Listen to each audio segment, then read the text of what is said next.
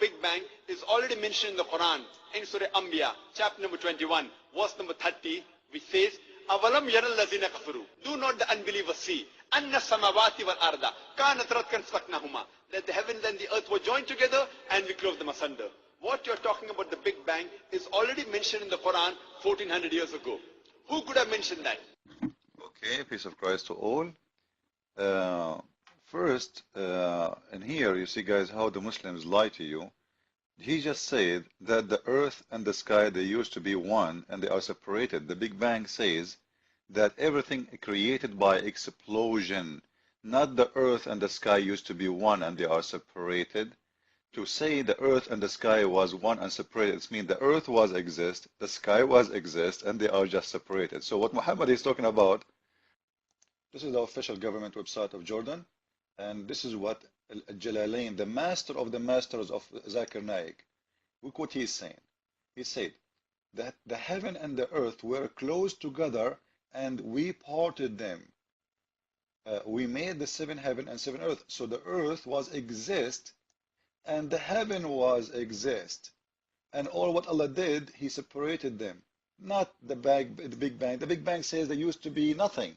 And that explosion happened and created right away everything. In here, the earth is exist and the heaven is exist. This is why He is calling it heaven and earth. If they are not exist, why you are saying we separated them? So what they are trying to say to you to fool you, oh, this is the Big Bang, it was a material who exposed. This is not what the science says. And here you are calling the earth as earth is exist and the heaven was exist. And then we separated them, we make them different, and we will show you the rest of this explanation. Okay, how we have the sky, it's high from us because the Muslims believe that the sky is as high as a roof and the earth is a land for it. And this is why the Quran says in the following verses, chapter 21, verse number 32, it says, and we made the heaven a roof for the earth, functioning like the roof, a house preserved from collapsing, and yet the sign therefore, namely the sign of heaven, such as sun and the moon and the stars, are disgraceful, failing to reflect on them and thus realize that the Creator, such a thing, have no partner. So you see how they lie to you. What the Muslims believe, that Allah, the God of Islam, He separated between the earth and the sky, which is a roof, and He did lift up the sky. Let me show you that. The sky was touching the earth, which is false, by the way, because we still, I mean, He did not lift up. We still touch, we are inside the sky. We are not out of the sky. The atmosphere is part of the sky. Yes, the atmosphere is part of our earth, but it's still a sky. In a religious way, it's a sky. Sky means everything in the top of your head. It doesn't matter. When a little bird fly, he is flying in the sky. That's what we say in Arabic. You are flying in the height of 10 foot, or you are flying in the height of 1,000 kilometers. It doesn't matter. In religious mean, it is a sky. Now, let us see how we can prove what we are saying. Chapter 13, verse number 2, it says, Allah, He who raised the heaven without any pillars that you can see. By the way, I saw one of the false miracle claim. They cut the sentences here, and they are saying it is He who raised the heaven without any pillars, but they did not show us the sentences that you can see, because it is rising by pillars, but you cannot see. And if we want to see what those pillars are, we should go to the chapter of Qaf, which is supposedly a mountain surrounding the earth. Let us go there. This is chapter Qaf, chapter 50, verse number 1. And from his narration, this is Ibn Abbas, the cousin of Muhammad, explained the verse, because if you ask Muslims what Qaf mean, everyone will give you his own idea. But Qaf simply, according to Muhammad, and this is Ibn Abbas, the cousin of Muhammad, which Muhammad prayed upon him before he died, and he ordered him to guide the Muslims to explain the Quran. He said, and from his narration, the authority of Ibn Abbas, that he said, in the interpretation of Allah saying Qaf, Qaf, he says, it's an azure mountain overlooking this earth, this world, and the color of the sky takes from it. This is why we cannot see it. So this is how Allah, He raised up the mountains, or the sky, sorry, and with pillars which we cannot see. Why? Because they are blue, and they are far away, which we cannot reach with our eyes. But this mountain is surrounding the earth from every direction. So when a Muslim speak about a miracle and Big Bang, where in the Quran, by the way, it mentioned the Big Bang. He mentioned to us, as he said, the earth used to be and the sky used to be one, and we just showed you what it mean. That Allah, He raised the sky up, the sky was down, and Allah, He raised it up, which means the sky was down. Now, I want to ask people, is it true the sky was down and somebody raised it up? We are inside the sky, Mr. Abdul. Nobody rise up anything. What rise up? When you walk in the road, you are walking really. You're fit in the road, but your body in the sky. This is the sky.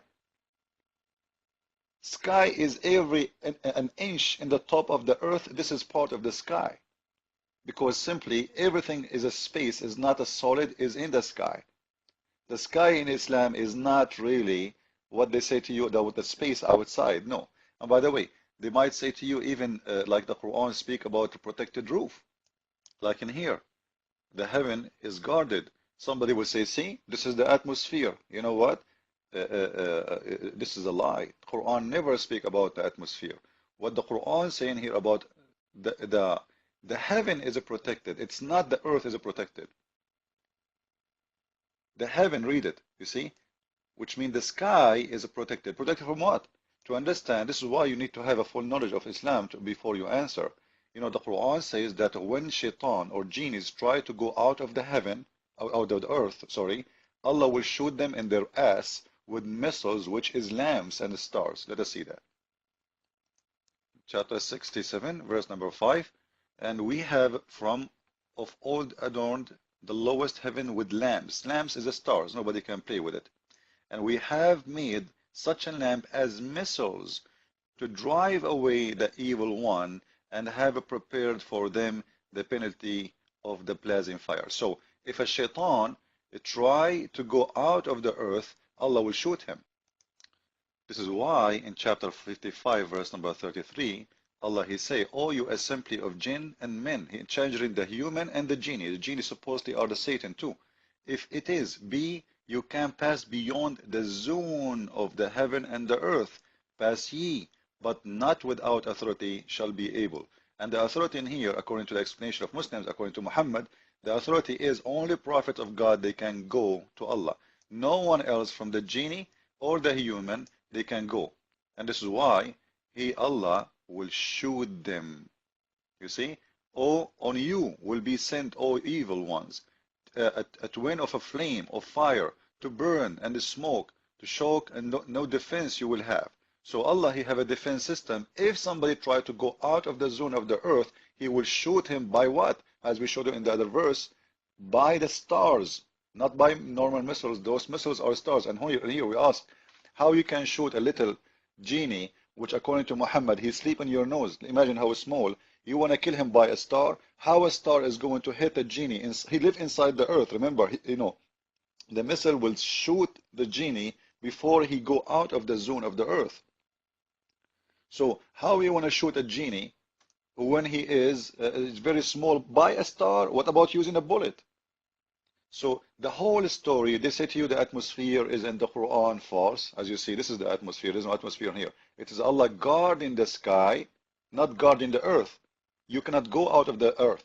And in here you notice the mistake, that He is challenging the human and the genie to go out of the earth. But all of us, we knew that a human, they went out and they went to the moon.